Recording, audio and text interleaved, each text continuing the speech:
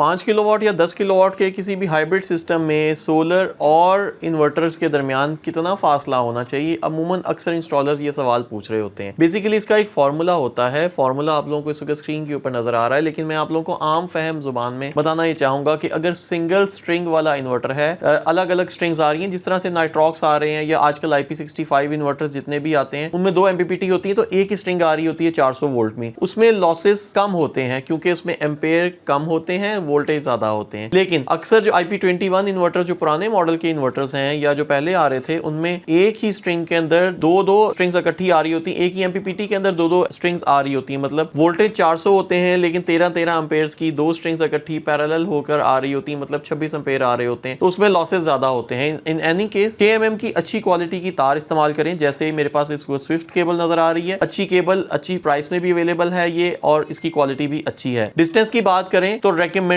Distance, जो maximum recommended distance है वो 150 फुट है। अब 150 फुट का मतलब हरगिज ये नहीं है कि आप लोग जानबूझ के इन्वर्टर को ज्यादा दूर लगा लें। मिनिमम जितना कम से कम फासला होगा सोलर पैनल से इन्वर्टर तक, उतने कम लॉसेस होंगे। तार जैसे जैसे लंबी होती जाएगी लॉसेस बढ़ते जाएंगे, तो 150 से ऊपर तो आप लोगों ने किसी सूरत ही नहीं जाना। अगर आपकी लेंथ लंबी है तो अच्छी क्वालिटी की तार इस्तेमाल करेंगे, जैसे मैंने आपको पहले बताया कि स्विफ्ट केबल जैसी तार इस्तेमाल करेंगे तो आपके लॉसेस कम से कम होंगे। ये तार XLPO मटेरियल से बनती है, इसकी outer covering fire redundant material होता है जिसको आग नहीं लगता, प्लस टिन कोटेड भी होती है, तो ओपन एयर में भी ये तारें चल सकती हैं। इस तार की प्राइस जानने के लिए स्क्रीन पर दिए गए नंबर के ऊपर आप राब्ता कर सकते हैं, क्योंकि कॉपर की प्राइसेस अप एंड डाउन होती है, फिक्स प्राइसेस नहीं होती।